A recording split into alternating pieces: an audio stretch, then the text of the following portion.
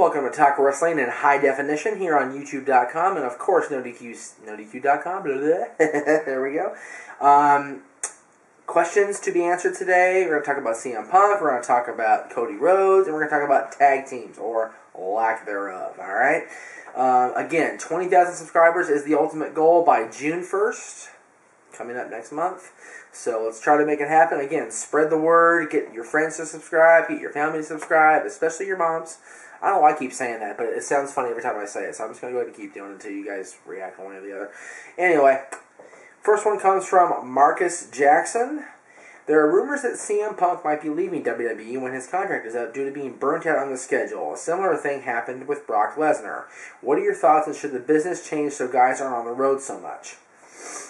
Yeah, remember, the business has changed quite a bit since I was growing up and I was watching wrestling when Hulk Hogan was around and like when Bret Hart and Shawn Michaels were running around 300-something days a year. They're on the road much less than they used to be. 200 and something days, I don't know the exact number, but they get to go home for a few days each week, not like it used to be where they would run 21 nighters in a row, and then you go home for a day, and then you do 31 nighters, and then you go home for 2 days, and it's not like that anymore. They go home every week. They have the opportunity to go home every week if they choose. So it's not as bad as it used to be. I don't know why Punk would be so burnt out. I'm hearing that he's not happy with his spot, that he's not a top guy anymore. It's like freaking wham, dude. You're working for the greatest wrestling company in the world. Yeah, it's not the greatest in the world right now as far as business isn't up and things aren't doing the way they used to be. But you know what? It's still the top dog. It's still the main company in the world as far as professional wrestling goes. And you should be happy with what you have. So if you're burnt out in the schedule, that's one thing, but I don't see him being burnt out in the schedule.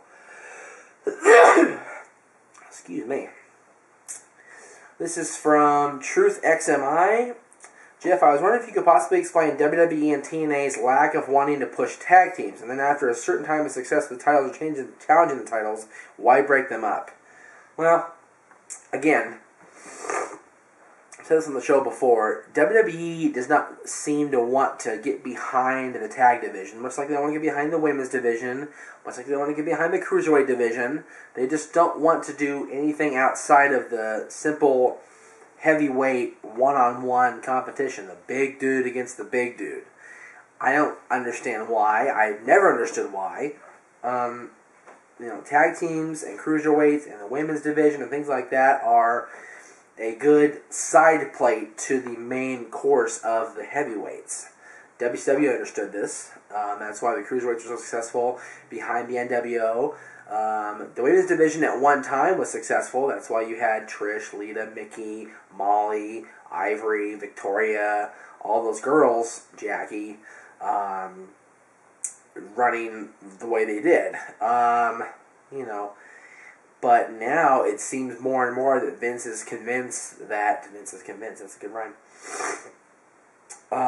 that the heavyweights are the only way to go, and which is why you're seeing Mysterio not get pushed as much, which is why you're seeing, Sin Cara getting a slight little rub here because he's new, but that's about it.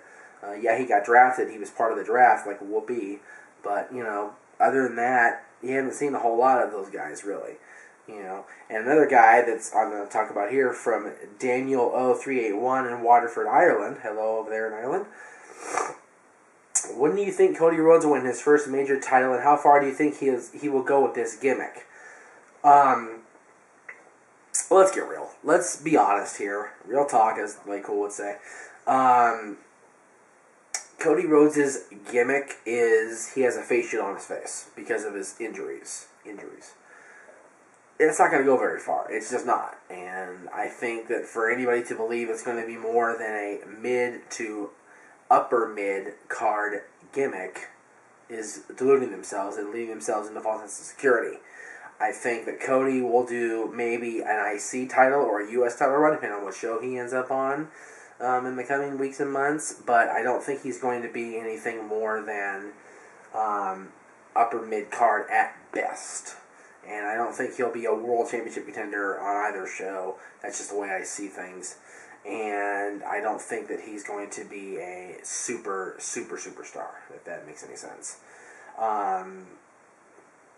And yeah, again, you know, Cody's one of those guys who would be pushed in a perfect world if there was a WCW to push him. To push one of the smaller guys, he would get a great push, but it's not going to happen.